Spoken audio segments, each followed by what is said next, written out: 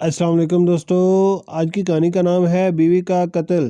ایک دن شوہر صبح اٹھا اور واش روم گیا تاکہ اپنا چہرہ دھوئے۔ آئینے میں دیکھا تو چہرے پر مختلف رنگوں کی لکیریں اور خربچیاں تھیں۔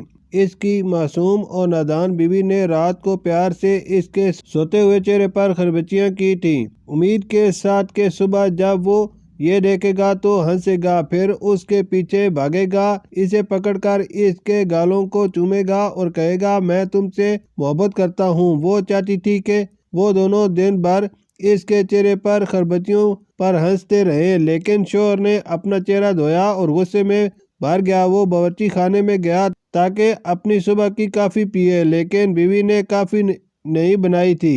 بیوی نے سوچا تھا کہ شاید کچھ ہنسی مذاق اور چھوٹی سی لڑائی کے بعد وہ کچھ رومانس پیدا کرے گی، جیسا کہ اس نے فلموں اور کہانیوں میں دیکھا تھا، لیکن جب شوہر کو کافی نہ ملی تو اس کا غصہ بڑھ گیا۔ وہ بیوی کے پاس گیا، بیوی نے مسکرا کر اس کا استقبال کیا، سوچا کہ وہ ہنسے گا اور بچوں کی طرح محبت سے عتاب کرے گا، لیکن شوہر نے غصے سے اس پر چلایا اور اتنے زور سے تھپڑ مارا کہ وہ زمین پر گر گئی۔ اس نے بیوی سے کہا میں نے تم سے شادی کھیلنے کے لیے نہیں کی، میں کوئی بچہ نہیں ہوں، میں ایک مرد ہوں، میں نے شادی اس لیے کی ہے تاکہ گھر بساؤں، بچے پیدا کروں اور دنیا کے سامنے ایک مرد کی طرح جینا چاہوں۔ کیا تم پاگل ہو؟ تم رومانس اور محبت کی کہانیوں میں جینا چاہتی ہو؟ یہ فلموں اور کہانیوں کا دور نہیں، وہ گھر نہیں بناتے، نہ ہی کھانا پکاتے ہیں اور نہ ہی بچوں کی تربیت کرتے ہیں۔ یہ کہہ کر شوہر نے گھر سے باہر قدم رکھا اور بیوی کو توڑ دیا۔ وہ زمین پر بیٹھی رو رہی تھی، اتنی شدت سے کہ اسے سانس لینے میں دشواری ہو رہی تھی، چونکہ وہ بیمار تھی اور جب روتی تو سانس رکنے لگتا۔ اس کے باوجود وہ کھانا بنانے میں لگی رہی، اس کی آنکھوں سے آنسو مسلسل بہہ رہے تھے۔ شوہر کو صرف اتنا ہی نہیں کیا بلکہ دوستوں کے ساتھ بیٹھ کر صبح کے واقعے کا ذکر کرتے ہوئے ہنسنے لگا۔ ایک دوست نے اسے ٹوکا اور کہا تم کیسے آدمی ہو؟ کیا یہ مردانگی ہے؟ تم اپنی بیوی سے یوں سلوک کرتے ہو؟ کیا تم نے رسول صلی اللہ علیہ وسلم کا فرمان نہیں سنا؟ عورتیں نازک برتن کی مانند ہیں، ان سے نرمی سے پیش آؤ۔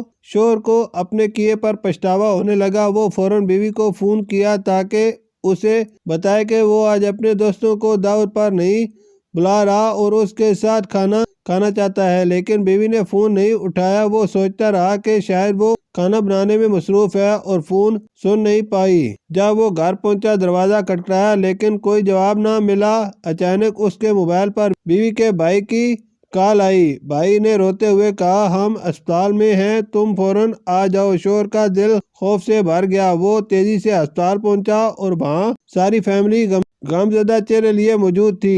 اس نے سوچا کہ شاید بیوی نے اسے شکایت کی ہوگی، لیکن ایسا کچھ نہیں تھا۔ کچھ دیر بعد ڈاکٹر آیا اور افسوس کے ساتھ کہا ہم نے اپنی پوری کوشش کی لیکن اللہ کو یہی منظور تھا۔ اس کا دل بہت کمزور تھا اور شاید وہ شدید صدمے کی وجہ سے مزید برداشت نہ کر سکی۔ شوہر پر غم کا پہاڑ ٹوٹ گیا، غم کا پہاڑ ٹوٹ پڑا۔ اس کی بیوی انتقال کر چکی تھی۔ اس کی ماں نے اسے غسل دیا اور اسے دفنایا گیا۔ شوہر گھر واپس آیا، دروازہ کھولا تو دیکھا کہ میز پر انواع و اقسام کے مزیدار کھانے تیار تھے اور فریج کے دروازے پر ایک کاغذ چسپاں تھا۔ اس نے کاغذ کو کھولا اور بیوی کا آخری پیغام پڑھا، میرے پیارے مجھے معاف کر دو، میں نے تم سے کچھ زیادہ توقعات رکھی تھی، میں تمہیں اپنی دنیا کی روایتوں سے نکلتے ہوئے دیکھنا چاہتی تھی، میں چاہتی تھی کہ تم مجھ سے محبت بھری باتیں کرو، مجھے گلے لگاؤ اور کہو کہ تم مجھ سے محبت کرتے ہو، میں بس چاہتی تھی کہ تم خربچیوں کو چہرے پر چھوڑ کر ہنسو اور کہو کہ تمہیں دوسروں کی پرواہ نہیں۔ میں معذرت خواہ ہوں کہ میں نے تم سے محبت میں کچھ زیادہ مانگ لیا، میں وعدہ کرتی ہوں کہ آج کے بعد تمہیں کبھی ناراض یا پریشان نہیں کروں گی۔ شوہر نے یہ پڑھا اور ساری چیزیں الٹ پلٹ کر دیں۔ وہ زمین پر بیٹھا چیخ چیخ کر روتا رہا، میں نے تمہیں اپنے ہاتھوں سے مار ڈالا، مجھے معاف کر دو۔ سبق: اس کہانی سے یہ سبق ملتا ہے کہ عورت صرف ایک جسم نہیں بلکہ ایک روح اور محبت کا سمندر ہے، اسے سمجھنا اور عزت دینا ضروری ہے۔ اللہ تعالیٰ تمام جوڑوں کے درمیان محبت اور رحم دلی پیدا فرمائے اور انہیں دونوں جہان کی خوشیاں نصیب کرے، آمین۔